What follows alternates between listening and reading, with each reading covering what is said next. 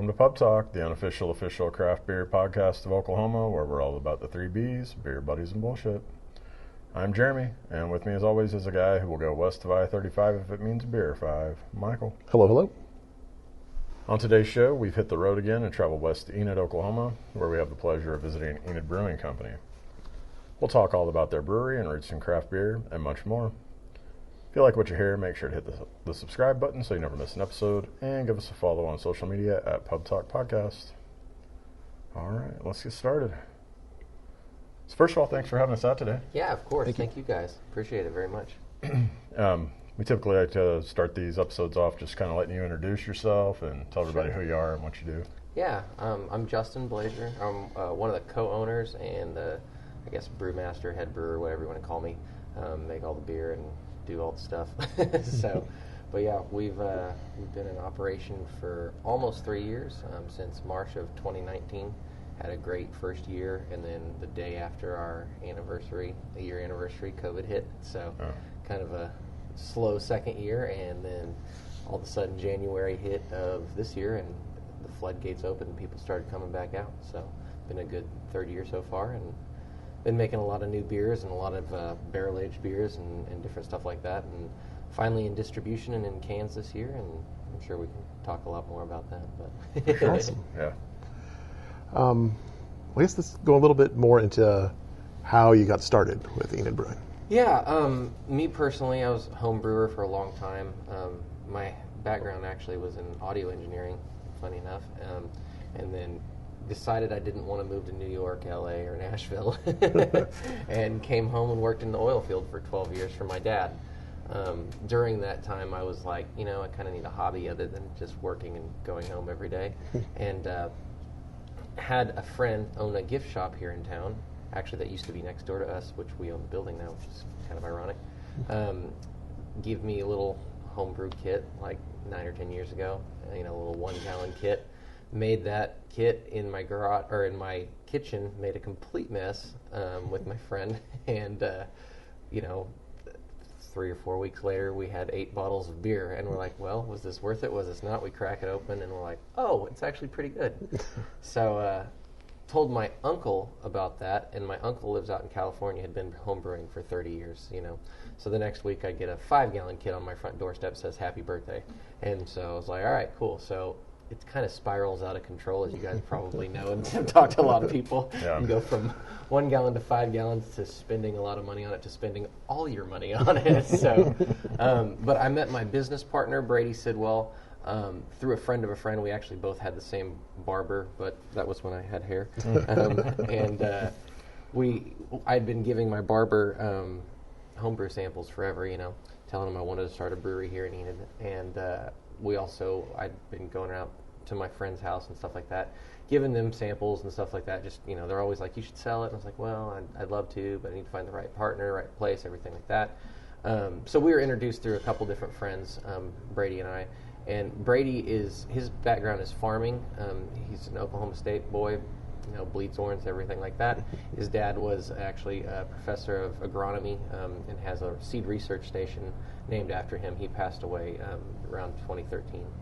But grew up on the farm, went overseas for a little while, worked and came back, and whenever his dad passed away, took over the farm, and then ended up buying out a malt company here in Oklahoma. That's what kind of started dipping his toe into the water of brewing and selling to distilleries and stuff like that. He had given me some samples of Oklahoma-grown malt as a home brewer after we met, and I started tailoring my recipes to that because I'll take free malt all day as a home brewer, right? And it worked out. It really did. It was one of those things where I feel like it made the beers better.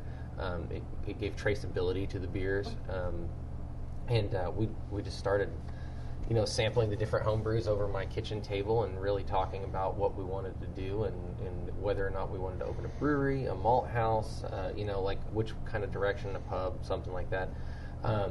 And we kind of just kept coming back to, well, we want to be front-facing. We want to be out there where people can actually connect to a product rather than just seeing wheat and barley go shipped overseas to be made into bread and commodities and all stuff like that.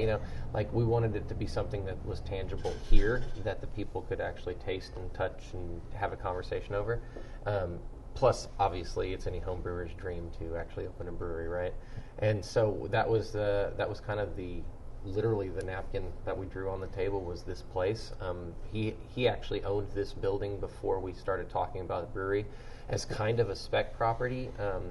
He had Eskimo Joe's in here for their seasonal stores and stuff like that, just little pop-up shops and stuff. But for the most part, it was unrented, unused, and like I said, the gift shop that gave me my original homebrew kit was actually next door at the time, and I had always told my friend that owned that, I was like, I got to open a brewery right here. It just so happens that we're able to because of the right people and the right friends and the right things that kind of came along. So that's awesome. The short story long, I guess. So, yeah. Can we talk a little bit more about just kind of the grain to glass thing and like the process of it going from the farm and getting here? Yeah, so the farm that Brady owns is called Sidwell Farms, obviously Brady Sidwell. It's up in Gultry, about 25 miles north of here. The wheat and barley are grown on that farm right now. And then it is outsourced malted from another company right now, but comes back to us in bags, and then we make it into beer. We're actually working on closing that gap right now. And Enterprise Grain, which our amber ale is named after, is our sister company. That's Brady's company that handles the grain, has the grain elevator, trucking company, all that. Has a bagging machine where they can bag the malt and everything like that too. But Enterprise Grain is closing the gap on that. They're working on getting our own malt house for Oklahoma, actually. So it will be, at that point, have 100% control vertically from literally planting it to harvesting it to malting it to trucking it to bagging it to brewing it. So nice. It's going to be a cool process, and that's kind of our goal, I think, by the end of this year is to have all of that ready to go and set up. Actually, it's really the goal to have it by the end of the growing season because we have barley and wheat in the ground out there right now, and we'd love to malt it ourselves. So, but it's been good. The malting partners that we've had have been great. It's just something that we want to, be able to have control over and be able to increase that traceability and increase I like to say it's like you can shake the hands of the people that harvested the grain, planted the grain, then malt the grain, then brew it into beer. I think it's a cool conversation to have, and it just goes well with the farm to table aspect that society's getting to. People want to know where their food comes from, and I feel like they want to know where their beer comes from too. Yeah. So, right on. Awesome. I guess let's talk more about the glass part of it. What beers do you currently have on tap? Yeah, our core beers right now, which I guess our core beers in cans, our Enterprise Amber Ale, like I said, named after Enterprise Grain Company, our sister company. Little Sahara Wheat Beer, which is a light wheat beer, around 4%. Got some hints of honey and orange in there. Our biggest taproom seller, our Salt Plains Lime Crusher. If you can sense a theme, we usually name things after local things. We really push the Oklahoma aspect in every way that we can because of our grain to glass heritage. And then we have, of course, my personal favorite because I named it after my daughter, the Stella Beth Hazy IPA. And that story is my wife was in 36 hours of labor and I was on my phone making beer recipes. And so we were like, hey, I made a hazy IPA on my recipe while you're in labor. I'm sorry that I'm not helping much, but I'm going to go back to the brewery now when we're done and brew this thing. And so we named it after my daughter, and it's really good. So, but yeah, those are the 4 in cans that are kind of year-round right now, I guess you can say. Then we've done, our Oktoberfest, which we named the 1893 Oktoberfest, which is just the town, or the year our town was founded in 1893. That was our seasonal, kind of through September, October. And then our Pleasant Porter is out right now in cans, which this is the base, or this coffee porter is the base, Pleasant Porter with coffee in it. But I like the Pleasant Porter story a lot because when we were looking what to name Enid Brewing Company, we did a lot of Oklahoma research because we knew we wanted to be grain to glass and really focus on Oklahoma. Mm-hmm. I came across a story about a man named Pleasant Porter who was a Creek Native American chief who originally was helping with the Sequoia Constitution when they were applying for statehood.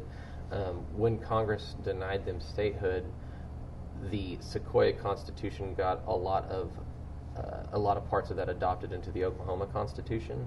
Well, Pleasant Porter helped to write the Sequoia Constitution, so in a roundabout way, Pleasant Porter helped to write the Oklahoma Constitution. So that was his English name, was Pleasant Porter. And I was like, well, this is a perfect name for a porter. It's got awesome. vanilla and easy drinking and stuff like that in it. And then we just always liked that name. Actually, when we opened, I reached out to, I think it was his great niece or something like that on Facebook. Never got a response back. I offered her free beer to come in, drink the Pleasant Porter. She probably thought I was a crazy person whenever I reached out, but yeah, it's been cool. We'd like to keep with those themes of Oklahoma or Oklahoma patrons or state parks and stuff like that, and just try and focus on different beers that we can make that kind of exemplify those different things. So Awesome. Nice. yeah. So we always like to ask people the first time they come on, if you remember your first craft beer and then kind of your epiphany beer where you went, I'm into craft beer now. Yeah, so it's probably Boulevard Wheat, and then I don't know if you necessarily consider Guinness craft, but Guinness was the first time I had a beer where I'm like, oh, that doesn't taste like metal water, It's like, and so then I think that it was probably Boulevard Wheat, the one that I was like, oh, wow, this is good. Like, this is way different than I thought beer was. And then that went from, I think it was next was Fat Tire, so Right on. which our amber ale was born in my garage out of the lack of being able to get Fat Tire in Oklahoma. So Yeah. that was kind of the whole deal, like I wanted an amber ale. I like malty beers. It worked out to where that's our business model is kind of malty beers and focusing on that malt. But those were the, wheat beers, amber ales, Guinness, that type of stuff, really heavy on the malt side of things. Those are the beers that really turned me on to where it's like, oh, it's not just watered down crap, Right. So. But yeah, those are probably, I'd say, the three, and still the three that I can always go back to. And usually those are widely enough distributed among the states to where you can find those, at least one of those most places. And you're like, okay, even if you're in a little dive bar somewhere, somebody either has a Guinness or a Boulevard or a Fat Tire. So Yeah. Let's talk a little bit about the restaurant you guys have here. Yeah. How long have you had it? Was it always a plan to have one here? Well, when we first opened, it was just planned to do the brewery model with snacks and stuff like that. We kept having people come in, sit down, and we're in a smaller town, about 50,000 people or so. And then we were the first brewery in town too at the time, and I don't think people kind of understood the concept of that, and so it was one of those things where we kept having people come and sit down and then be like, you guys have food? And we're like, no, but you can bring in your own food, and then they get up and leave. And we're like, we see this trend just happening over and over again. We then started looking into getting our own kitchen, and the expense and cost of all that was astronomical at the time. So through some research and some clever, I guess, loopholes and stuff like that, we ended up buying a food truck that we just keep on site, and we started cooking it. That was 2 years ago. We hired, kitchen staff and everything like that. It started out really humble beginnings, like literally my chicken taco recipe, and then just some hamburgers and stuff. That slowly evolved over time to where we got more and more local and more farm to table. We feed our spent grain to our own head of cattle now. Wow. That comes back to us as USDA certified processed ground beef, Wow. Sidwell That's cool. Farms beef. So not only are all of our beers grain to glass, but now our burgers are farm to table too. So it's really cool in that. The thing that we've been working on the past 6 months is we're finally getting out of the food truck. We have our permits. We're building a full-fledged kitchen in the back with multiple fryers and charbroiler and everything like that too. So I want to say, fingers crossed, like 2 weeks away from being done with all that. Oh, wow. So That's awesome. it's coming along really good. We have a new chef that joined us about 3 months ago, who's been working with us and kind of tailoring the menu and tweaking it up and stuff like that. Who used to be a chef of a country club here in town, and super excited about that. It's the food aspect of it, even though it's stressful and hard and crazy and restaurants are unpredictable. For Enid, I think it's been important because it's been giving people a place to gather. We still don't focus on like turning over the tables and like getting people out here and getting a new crowd. We still want to be that brewery vibe. It's still counter service. You walk up, you order your beer and your food, you get a number, you sit down type of thing. And we still do live music, we do trivia, we do all the fun things that a lot of breweries do. But we have a food menu too, and it's really helped people to stick around. My goal is to get people in here, have great conversations about beer, about our grain to glass and farm to table concepts, why farming and agriculture is important, and just hopefully educate people on that. And while at the same time they can have 3 or 4 beers and have a burger as well, and so they don't have to be inconvenienced or go somewhere else for food. So the food part's been great.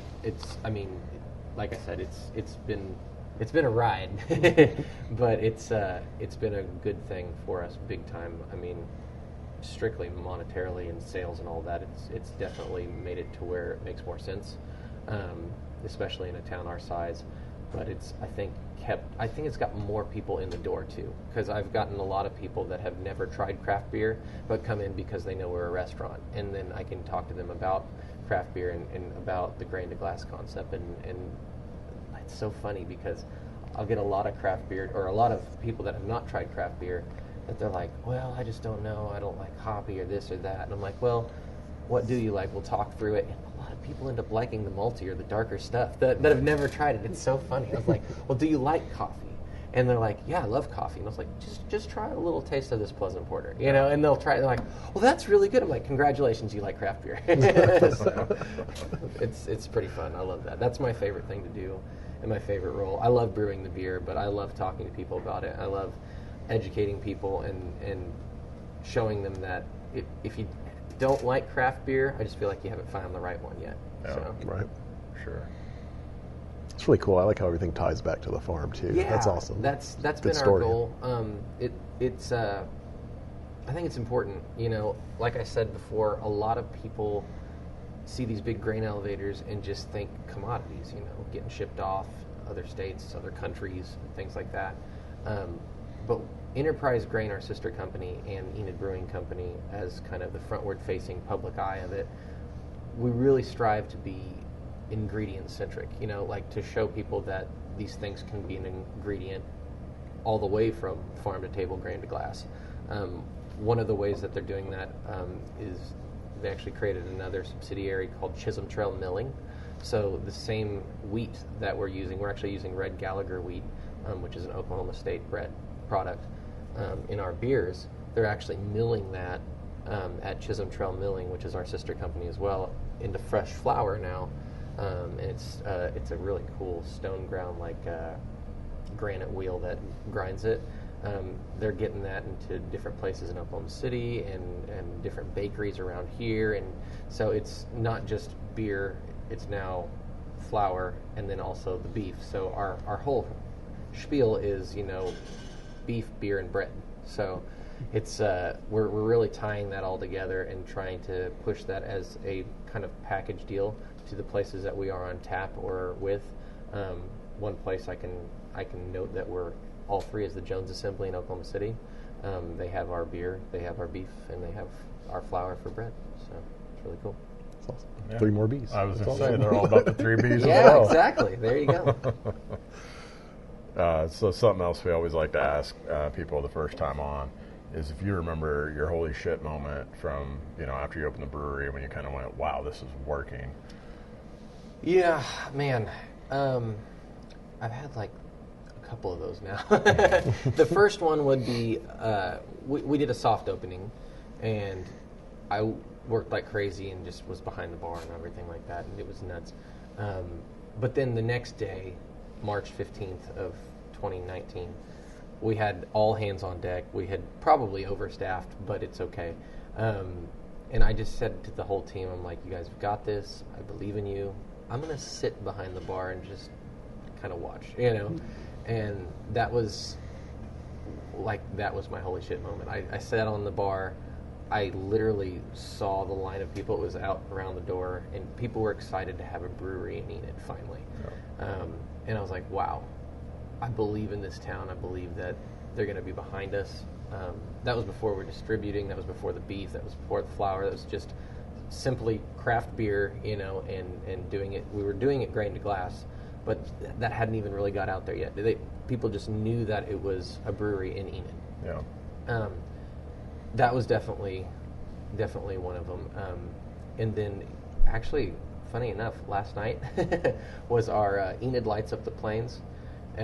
It's a huge event they do with fireworks and Christmas light parade, and they have an ice skating rink down here, and then they have the one Christmas tree. So it's actually the tallest fresh cut Christmas tree in the world this year. It's 140 foot tall. So they did the lighting of that too. Last night was incredible because it was one of those things that we can all prepare and talk about and say, hey, you know, it's going to be a lot of people here. There's going to be, you know, we need to have all hands on deck, be ready to go. It's another thing we surpassed our sales from opening night, which was our biggest night. So awesome. Last night was the biggest night we've ever had. Again, line out the door for about 4 or 5 hours straight. And it was just cool to talk to people. It was really cool to talk to people that were from out of state that came to see the biggest Christmas tree in the world, and then found our little brewery on the corner and had a good meal and had a good time, and, you know, got to hang out with family and friends and everything like that. And so I think the word's getting out that craft beer, craft food, and that is sustainable and traceable and important because of the people that are behind it. And so that's been, I have those moments all the time. Last night was just an exemplified one because of all the people, but I'll talk to people all the time that say that this is making a difference, and doing something that they've never seen, you know, before, or doing something that they just needed in their life. Actually, one more story about that I'll tell you is one of our now employees and one of my great friends, Mark, his wife had passed away just before the brewery had opened, and he just was obviously going through a rough time, but he'd been home brewing for 30 or 40 years, you know. He's an older guy, but came in, introduced himself. Actually, he introduced himself when we were hauling our tanks in, and he was a corrections officer. I thought I was in trouble for like blocking the sidewalk or something like that. I'm like, what did I do? And he's like, no, I love craft beer. I'm excited. But as my relationship with him has developed, he has told me that this place gave him a second home and just gave him something to look forward to every day. He retired just last year from the corrections department, came to work for us, and just has loved it ever since. And so that's another one of my major success stories, is just being able to have a place that actually for real helps somebody through a hard time, you know. Yeah. So it's been really cool. Oh, that's awesome. That is awesome. Well, I saw online that you all got an award recently, the Oklahoma's Main Street New Business of the Year. Yeah. So congrats on that. Thank you. What's that award mean to you? That was crazy. We've been involved with our local chapter of Main Street Enid for a while, I think since we opened, actually. I was on the board for a year. Just got crazy busy and slammed like we all do. Yeah, I think we were told we were nominated for it. I think the awards were postponed due to COVID for some reason or other. A long time ago, and I was like, whoa, we didn't submit the nomination or anything, you know, so I think our local director, Natalie here, submitted the nomination for us, and my wife and myself and a few members of our team got to go down there to Oklahoma City, and they announced we won the award, and it was amazing. I mean, it's just another, I guess, you know, feather in the cap of, like, people actually appreciate what we're doing and see that it's something that's, I think, unique and hopefully helping people, you know, and hopefully helping people in a different way. I like to use the word third place. I think that other coffee shops have thrown that around, but, you know, it's not home, it's not work, it's the other place you come to hang out, chill, have a good beer with people, And I think that there's something to be said about a cold craft beer that can open up a conversation with somebody that maybe you wouldn't have talked to otherwise. Whether it be somebody on opposite sides of the political spectrum, religion, any of the hot topics that maybe you wouldn't have even wanted to talk to that person before. This seems like a common denominator. It's like sure. It brings people together in a way I've never seen before. And so that's super important, I think, and just to kind of mending society. So, it's been a really cool thing, and I think that the Main Street Award has helped to just give our team more confidence. Little acknowledgments that we're appreciated has been very appreciated by us too. So it's been a lot of fun. Well, I guess speaking of relationships, you guys seem to have a really good relationship with the CBAO, the Craft Brewers Association of Oklahoma. Yeah. Can we talk about that a little bit? Yeah. We've gone back and forth. We were trying to navigate all the waters of opening a brewery, right? So I think we were hooked up with Adam Marshall first as our attorney, and then he's like, you guys really need to join the CBAO, and we're like, okay, we'll do that too. And so it's one of those things where you guys know just from interviewing it, we all really like each other. We don't really look at each other as competition. It's more of we're all kind of artists or scientists, however you want to put it, with the same either chemicals or primary colors, and paint different pictures or make different concoctions, right? Oh. So the organization of the Craft Brewers Association of Oklahoma has been really important, I think, to bring like-minded individuals together. It's been really important to just bring the brewers together and pat each other on the back, or craft beers together, for a good cause. And just the rising tide thing, right? It helps when everybody is bringing that up. We're all not trying to steal each other's shelf space. We're really all just trying to steal Budweiser's shelf space, right? So, but even still with that, I think there are so many different craft beers out there. There's so many different concepts, whether it be green to glass, or our friends from Skydance with their Native American heritage, or, a host of number of different concepts like that, where it's a different tailoring to everything. So I think that's an important factor of the organization, is reminding people of that, and it's also showing the outside public that we are all working together rather than against each other. So I think that's really cool. I know they got their advent calendar thing coming out where you're going to get different craft beers and stuff like that, and that's going to be really cool. We're going to actually put our porter and a couple of the barrel-aged beers in that too, so it should be fun. Awesome. Nice. I guess you got a cool spot for your brew house over there. Yeah. Can you talk to us a little bit about the size of your brew house and why you set it up how you did? Yes, I love that story, actually. So when we were, or when I was traveling around, going to different breweries and kind of thinking about what we wanted to do, I always come back to the ones that would have windows to where you could see what was doing. As a home brewer, it fascinated me. I figured other people would probably like to see what we were doing. We didn't want to have anything to hide. Makes us have to clean a little bit better, but but I always call it the fish tank. People can see inside what we're doing, tap on the glass. I sometimes write, "Don't feed the brewers," but yeah, I wanted to show people what we're doing. I actually love giving tours, and even whenever we're brewing and stuff like that. Sometimes we'll brew on a Friday night, just to brew on a Friday night when it's busy, and show people and talk to them about what we're doing and stuff like that.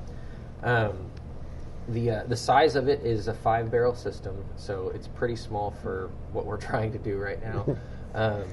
But we're squeezing out every drop we can out of it, and then we're in the process right now. We bought the building next door in April. We have a private event space over there. We're actually going to end up cutting out this wall that's behind you guys, putting in a big 12-foot barn door, so it will double the size of our tap room. And that area goes to about where our bar stops over there, and then it's the whole back of the rest of the building. Right now that's just storage, but we're looking at about a 30-barrel system to upgrade to and be able to get more and more out there. Wow. The canning line that we got in February, like a week after my daughter was born, was a big blessing, but also somewhat of a curse too, because it's like, all right, we're in cans now. I only have a 5-barrel system. Like, we're trying to make enough beer here for the tap room, trying to make enough to put in cans, and so it's just a delicate dance and balancing act right now. But we do want to get more and more out there and more in cans, and so we're looking at upgrading. We'll keep the 5-barrel system. It's our tap room pilot system, everything like that, kind of our showpiece, if you will, and then we'll hopefully build a 20 to 30 barrel system next door. Use that for our beers primarily in cans and distribution and stuff like that. But it's crazy because I never thought we'd be talking about that scalability and that upgrade this fast because we're only almost 3 years old. But it seems the way that a lot of them go. It's like, all right, people like the beer. What do we do now? We can't make enough. Hurry. So, but yeah, we're gonna make that happen. Hopefully, pretty quick. Probably by the end of next year. So. Nice. Awesome. Till then, I'll just be running around like a chicken with my head cut off, trying to make enough beer. So we've kind of talked about it a little bit here and there, but you guys are doing events. So let's talk a little bit about if you have recurring events, special events. Yeah. Our big one that we started out with was the trivia night. We do that on Thursday nights at 7:30.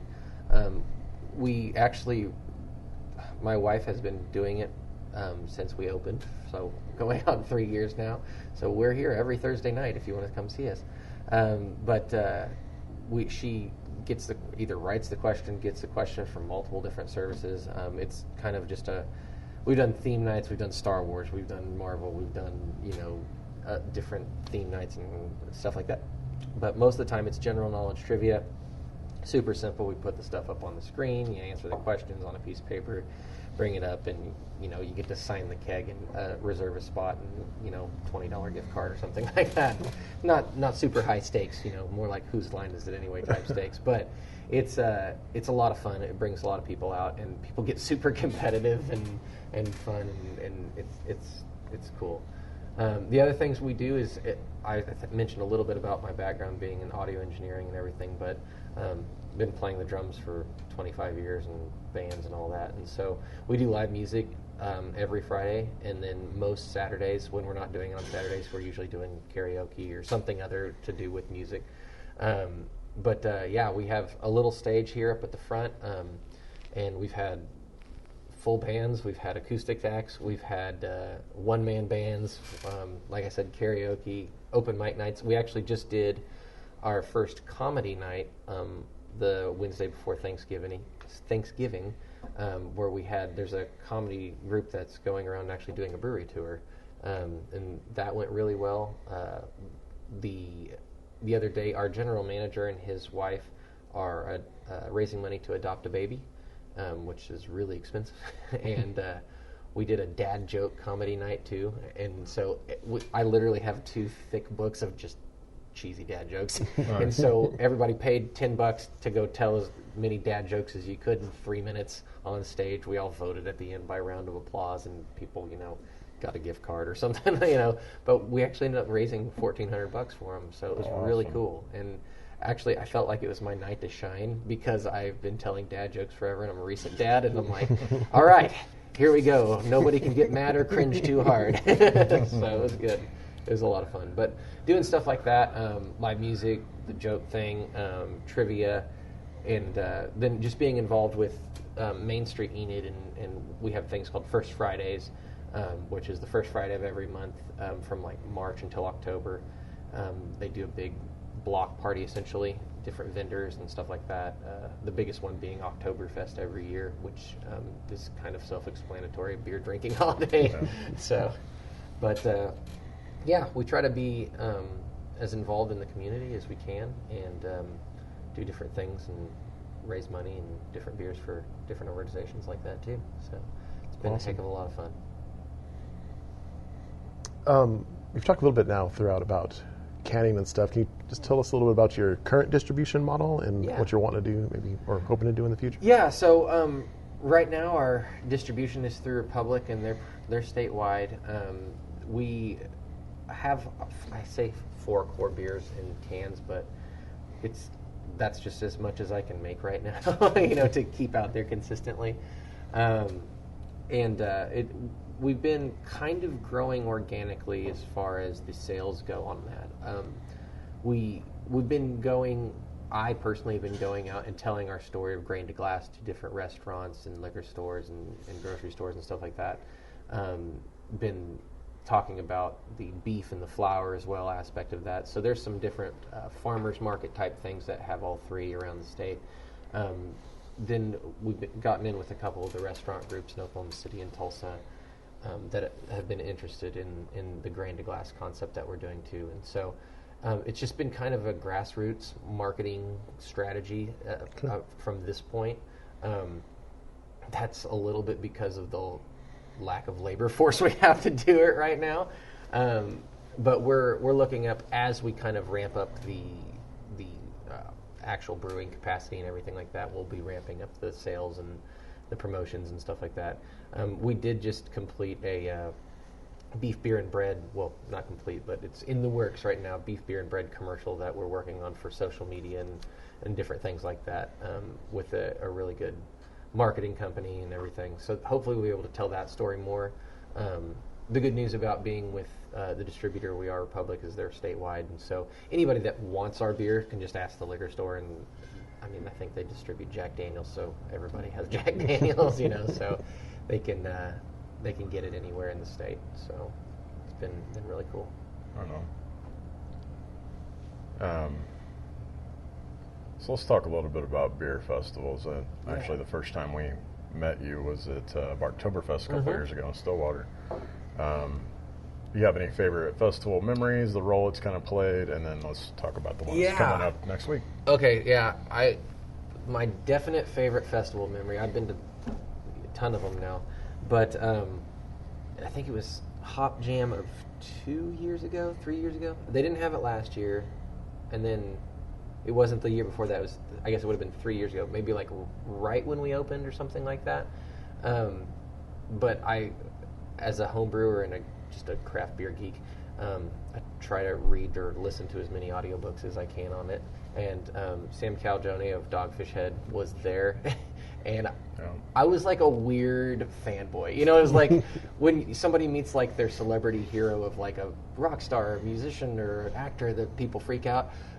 But he was sitting there pouring sequence ale for people. Yeah. And I went up, I was literally like with my friends, like, do you know who that is? And they're like, no, dude. And I'm like, well, I do. Shut up and come and meet him and take my picture with him. And I was like, so I went up, I was like, dude, Sam, I just read your book. I'm so excited. I'm starting this brewery, da-da-da. And I was like, I probably freaked him out, maybe not, but no, that was definitely my favorite festival memory, just kind of getting to meet a hero and somebody that I admire so much. And literally, I think I had just finished his book like 2 weeks before, and I had no idea he was going to be there. So that was super cool. Yeah. Just in him pouring sequence ale for me. I'd have had a million times, but it was like, all right, this is my favorite sequence ale I've ever had. So, yeah. But yeah, that was really cool. Super fun and just a special craft beer moment, I guess. So, but yeah, the festivals, again, I said it before, like in here, but those are my favorite things because we get to talk to people about it. We get to connect with people, even if it's just for a moment, But having people like the beer is super special. Having people appreciate the beer for what it is with the grain to glass concept and talking to, bring my business partner being with me, him being the farmer, or, bring our other brewers or bring our different taproom personnel. It's like we literally get to talk to these people that are appreciating the product that we're creating for what it is and sometimes introducing it to them for the first time, or sometimes they're repeat customers and specifically come out and say, hey, I love this beer. I'm so glad you guys are here, So it's really fun. I like that a lot. It's the festivals themselves just exemplify that craft beer community. I feel like you don't get anywhere else. And among the different breweries, like I was talking about with the organization, we all share and hang out and talk and share ideas and then just have camaraderie there. So it's really fun. I love the different festivals. I'm really sad I'm going to miss next week. We'll be there. Our brewery will be at the Strong Ale Fest, but I personally have to miss it. We'll be there. Sounds good. We might not remember it when we're done. I know, it's a strong ale fest, so. But, yeah. Just on your website, one thing that stood out to me that I don't think I've seen before, you had something called the Upper Story. Yes. Can you talk to us a little bit about that? Yeah, so we actually bought the building next door in April. With that came a 3-bedroom, 3-bathroom apartment or condo. The people that had lived in it before were the owners of the building, and they had rented the gift shop to the people that were renting it from them. They had an art studio in the back, the owners did, because they were artists, and they ended up selling us the building, moving to California. Well, we had a 3-bedroom, 3-bathroom condo, and so we toyed around with, living in it, and then we all decided that was too close to work. And then, we have to do, Airbnb, VRBO, and VRBO, or whatever it's called. Do something like that. I had actually stayed in an Airbnb above Riff Raff Brewing in Pagosa Springs, and that was one of my favorite things ever. It's like you get done skiing, you go down and to the brewery, have dinner, and then you walk upstairs and get to sleep and go do it all over again. So that was the concept behind that. It spans the whole width of the building, or the whole length of the building. So it's 3 bedrooms, 3 bathrooms. Each bedroom has its own bathroom. We rent it out as a whole. You can go on upperstoryenid.com. That'll take you to the Airbnb site, or just enidbrewing.com, which will take you to, the pictures and different stuff where you can book it. We've done it to where kind of hostel style. We've had a couple different companies come in, that are working together, and it's like, oh yeah, I know this guy and that guy, so we'll rent it out by room if they all agree to it, type of thing.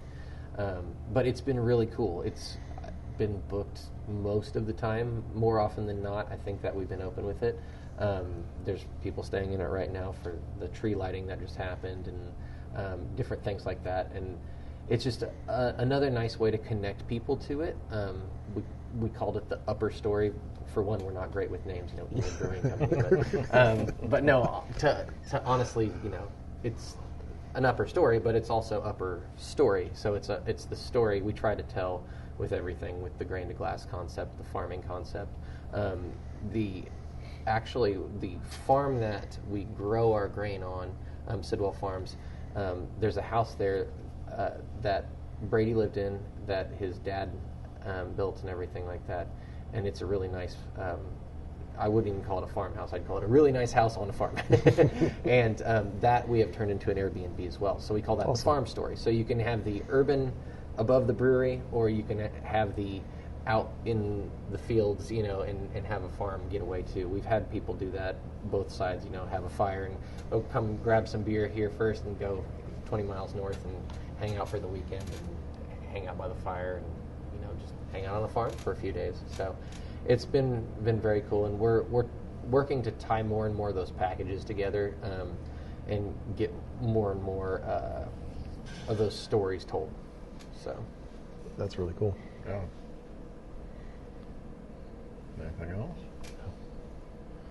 Well, I think that's all the questions we brought. You have any final thoughts, anything you want to add? I just want to say thank you guys personally, because I think what you guys are doing is awesome. It just also just ties right in with trying to keep that community thriving and alive, and making sure that the people in Oklahoma and surrounding know that Oklahoma breweries are here to boost each other up and to build up with each other. And I think it's cool because we all have our own story, and we all have our own way of doing things, and it's not a one-size-fits-all thing. It's a thing that we can all enjoy each other's crafts and enjoy each other's art, I think. And it's been really cool, and I appreciate you guys very much for what you guys are doing. So, Thank you. Thanks for having us out. Thanks. Cheers. Cheers. You've just listened to another round of Pub Talk. Thanks again to the folks at Enid Brewing Company for having us out today, and head up their website to find out more about what you heard on the show. If you like this spotlight episode, show us some love all over social media at Pub Talk Podcast. And to continue getting alerts every time we drop an episode, don't forget to hit that like and subscribe button before you go. You can also find out all you've ever wanted to know about the show and more by heading over to our website, pubtalkpodcast.com. And remember, folks, there's never anything too big or hard in life that you can't handle it over a few beers with your good friends. So until next time, just chill till the next episode.